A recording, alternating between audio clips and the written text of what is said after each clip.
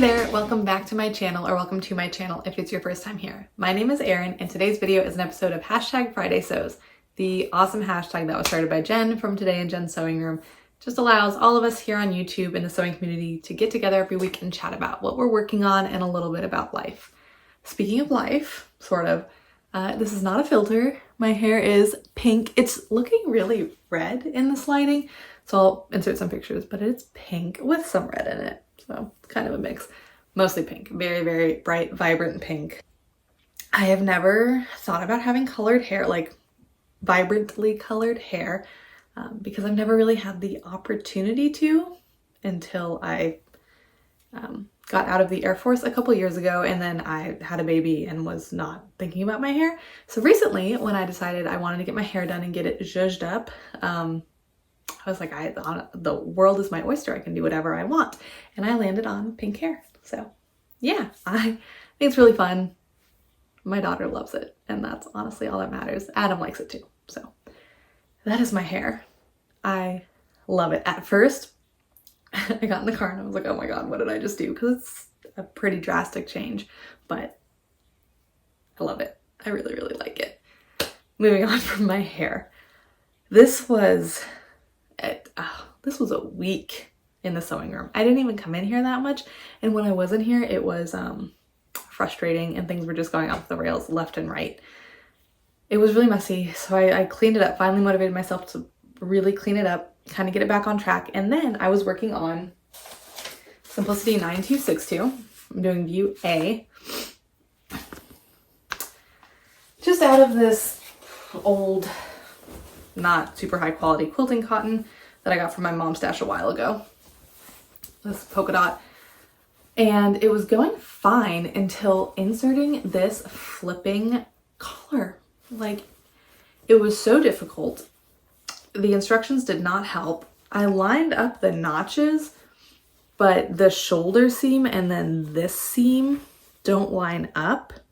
And they're close enough that I feel like they should, and I must be wrong, but it's the same on both sides and it fits sort of the rest of the way. This is how much excess I have at the bottom, which feels like too much. Honestly, I expected the raw edges of the front of the dress and then the raw edges of the collar to all be flush, but that's not how it worked out when I lined up the notches. So all of that together just wasn't really making sense, but I went with the way that it fit best. And then the truly frustrating part was it has you lap the band like this and then baste it and zigzag the end before you insert it. Then it just says, on outside, pin band to neck edge, matching notches and small dots, clipping to stay stitching if necessary. If necessary, you have to clip.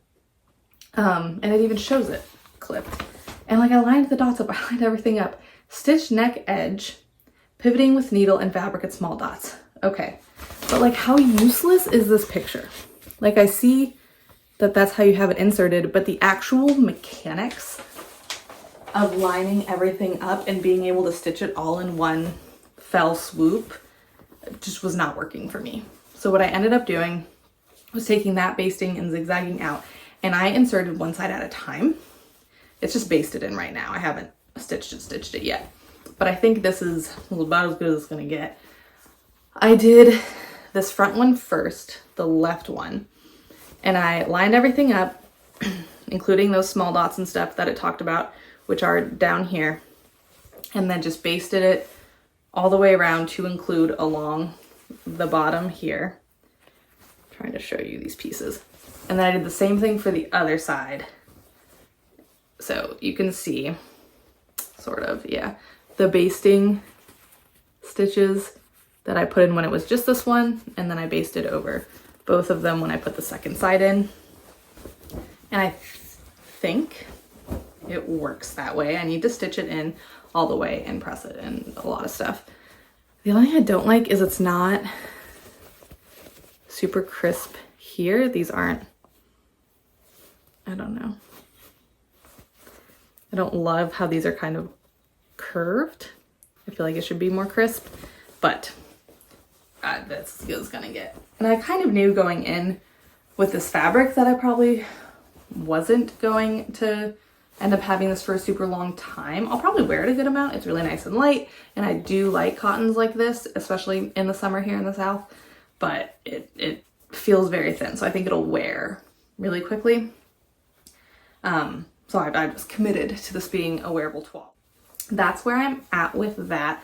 This is definitely going to be one that I just kind of take my time with. Oh, and look how off that was.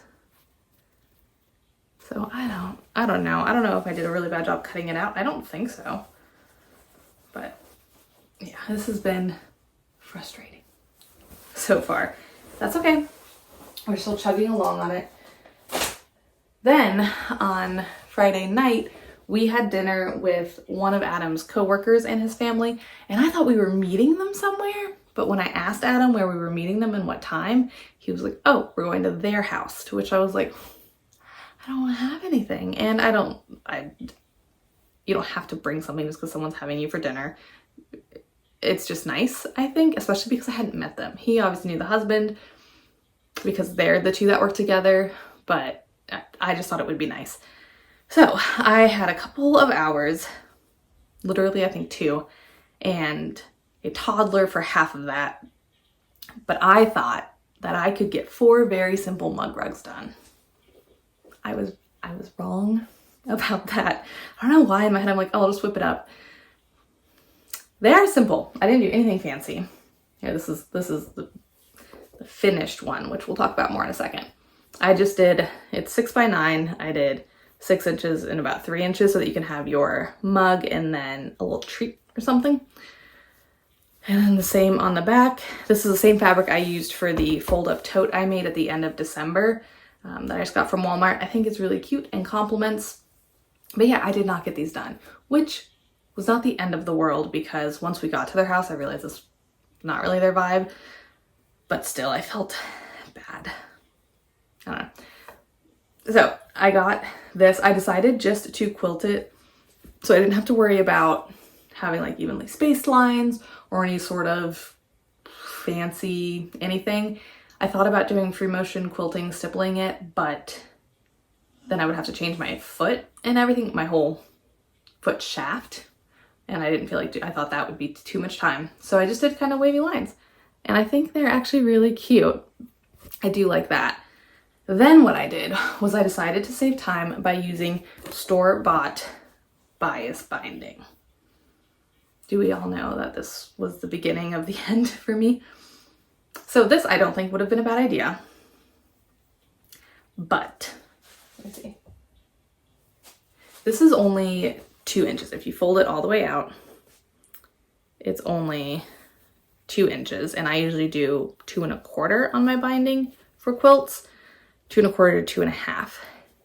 And then I really messed up because for sewing quilt binding on, you sew it to the front like so. Spoiler alert, this is what I ended up going with. Like this, and then you fold it over and you hand stitch or you machine sew it down, right?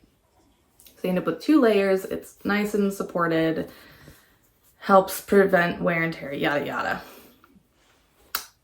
For some reason in my head, when I was trying to do this rapidly, I looked at this double fold bias tape and I sewed it on more like you would do it if you were using it for a neck line or an arm side or something like that. So I put this on the front and folded it out and sewed along this press line. Okay. Then I have it sewn there and I'm trying to fold this over with, sorry, this is why I have to keep it facing me, with the folded edge here. And I'm like, oh my gosh, like the edging is too fat. It's not gonna make it, it's not gonna make it. No, it's not, because A, that is smaller than the width of binding that almost anyone ever uses. And you're doing it wrong. So then I trimmed down the excess within the seam allowance. I trimmed it down because I hadn't done a 1/4 of an inch. I tried a 1/4 of an inch and I ended up with way too much excess binding. I'm using binding because it was not really binding at this point. So this is obviously more than a 1/4 of an inch. It's 1/2 inch. So then I sewed a 1/2 inch and then I trimmed it down to about a 1/4 of an inch so that it would make it all the way around the edge and cover enough of the back that I could stitch in the ditch. So I trimmed like a lot off. And we can just, this is the result. I'll use this on my nightstand, I've decided. But like, I trimmed so much off. You're always, when you machine bind, you are gonna end up with a little bit of a flap. But like, oh my gosh, that's the whole thing. This is basically the whole thing. And it's uneven. The corners didn't work out because it was done incorrectly. And so I was trying to figure this out. And Adam's like, are you like ready to go? So I gave up and stopped. And I was just gonna trash them. I was so frustrated. I was like, this is stupid. This is stupid, stupid, stupid. Basically. And I came back and finished that. And it wasn't until I decided, I was like, I hate this. And I finished this Monday or something. I finally came back and did it. And I didn't realize until after I finished this and was like, oh my God, it's awful. And decided to cut my own binding and do it the way I always do, that I realized what I had done wrong. So this is originally what I wanted to do for the binding anyway, but I thought that cutting it and pressing it and everything would take too much time, and I was trying to rush and get them done, right? So now we are on the right track. I had enough of I was low on the bird fabric, but I had enough that I was able to cut one more. I need to quilt it still. I was able to cut one more and I will have a set of 4 with the cute little stripy binding that I originally wanted anyway. And I will have them ready to go the next time that I don't realize we're invited to someone's house, and it turns out we are. Dinner was wonderful. It was great to hang out with them. That was great. This was just like, And it took days for me to realize what I had done wrong, but I did. And we're on a good track, and now I have a mediocre little mug rug for my nightstand. So not a total loss at all. The only other thing I really did was between those two frustrations, I was gonna need something easy. I need something that requires no brain power. And I have had the Dakota Dolman from Peekaboo Patterns printed out for a long time, and a ton of people have recommended Peekaboo Patterns for my daughter. They've recommended it in general, but especially for children's patterns.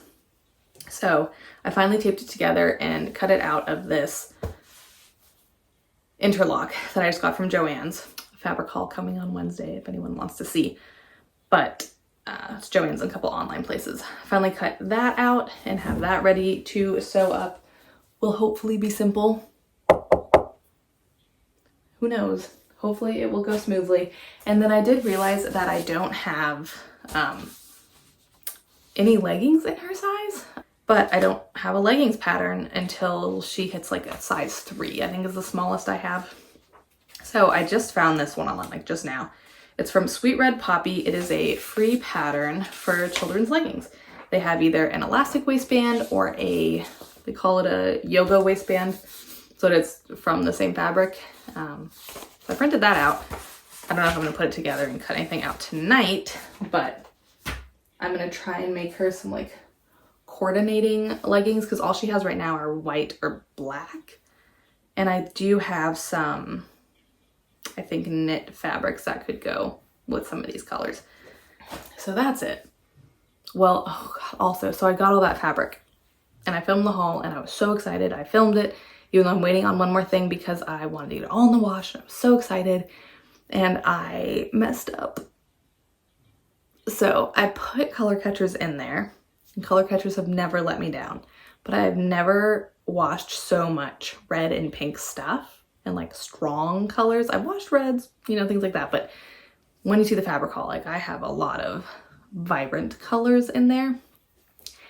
And it was a mess. So I don't even want to talk about it. Most of them have recovered. Most of them either were fine or have recovered. There's one kind of, it was on a really good sale. I paid $15 for 3 yards at Joann's for this like cotton lawn, but it's green stripes on a white background, and the white background is now a very light pink. So not awful. Right now I have it soaking in, I haven't let it dry at all. Right now I have it soaking in water and vinegar. I tried one of those store-bought like color saver things, not color catchers, because I do always wash with color catchers. I just didn't have enough in there, and I should have washed some of these pieces independently instead of throwing them all in there. Was definitely where my error was. But it was like a remove, basically it was supposed to remove dye if it bled in the wash. 100% did not work. So then now I've moved on to this water and vinegar thing. We'll see. We'll see. Like I said, it's not the end of the world. It was the one thing that I got, like, oh, just for fun because it's a good deal. So it could be a lot worse, but just still a bummer. It was just like, why is everything going wrong? Clearly there's a reason. But that's okay. We're moving on. Also, so on to plans.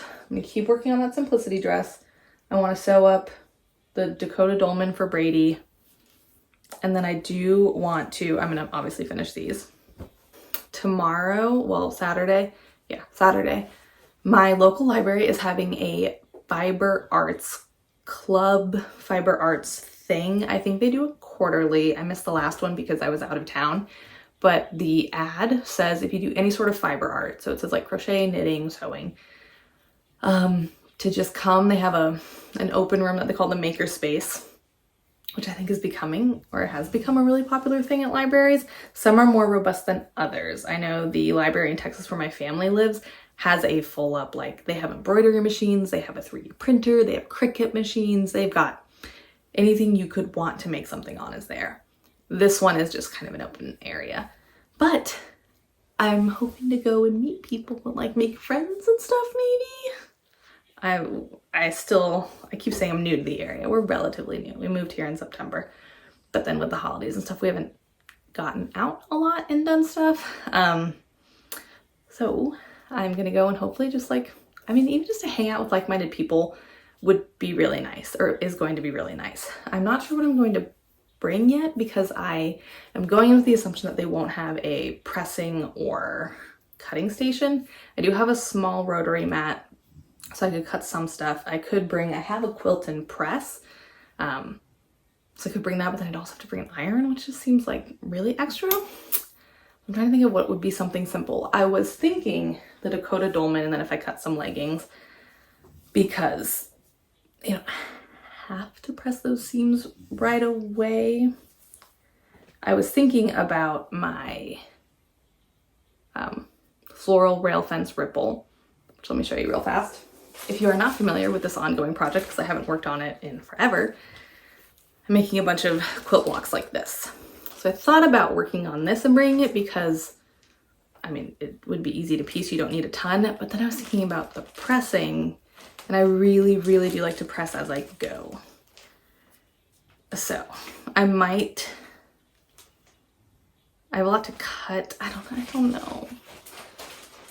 I might bring some of that and work on it. I might bring a couple projects and just work on them like kind of to a point where I need to press or cut and then knock it off then. That's kind of my plan for now. We'll see. If you have any thoughts, please drop them down below on something I could bring that would not require, like if I could bring it pre-cut, that would not require pressing or more cutting. That can't just be done with like scissors. Or I might be really extra and bring my quilt and press and my iron. I already know I'm gonna bring an extension cord for my machine just in case there's not an outlet nearby. I hope someone else there is sewing and I'm not the only one that brings a whole sewing machine. But if I am, I am. Oh well. Okay. I'm excited for that. In other news, I am going out of town next Friday.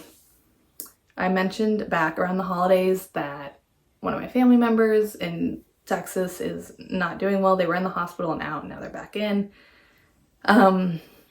So I'm going to go over to Arlington, where my sister's family and my mom live, for a couple of weeks. We think 2 to 3 weeks most likely, without Brady. She's my 18-month-old. I've never left her. And I stay home with her, so we spend all day together all the time. And we were in March planning for her to go with my husband. Anyway, too many life details that no one cares about. Basically, it's gonna be, I'm really sad about it. I want to go help. I know that's like where my focus needs to be. I know Brady will survive, but like, I think we're both gonna have a bit of a rocky couple of weeks there without each other, to be entirely honest. Thankfully, my rock star of a mother-in-law is coming down. She's coming down. She's basically going to be the me to Brady for a couple of weeks. But I'm in kind of a weird headspace right now because of all of this. Also, we're weaning kind of forcibly. We were headed that way anyway, but now it's kind of, my hand has been forced, our hand has been forced, and we are both very emotional about that too. Plus hormones and stuff. Anyway, I'm in a weird headspace because of all of this. And I think that is 100% why things went wonky in the sewing room this week. But it was nothing devastating, nothing life-changing. I will survive. We will survive. The projects will live on. Sorry, ending it on that weird note. Thank you so much for tuning in. I will see you guys on Wednesday for the fabric haul to start off the new year. And then I may or may not see you guys next Friday. Thank you so much for watching. If you enjoyed the video, please hit that like button. And if you're not subscribed, I hope you consider subscribing. I truly, truly do mean that I want you to subscribe so that we can have conversations and talk, and you can see my videos so that you can tell me what you're doing and we can interact back and forth. But that does it for today's video. I will see you in the next one. Bye.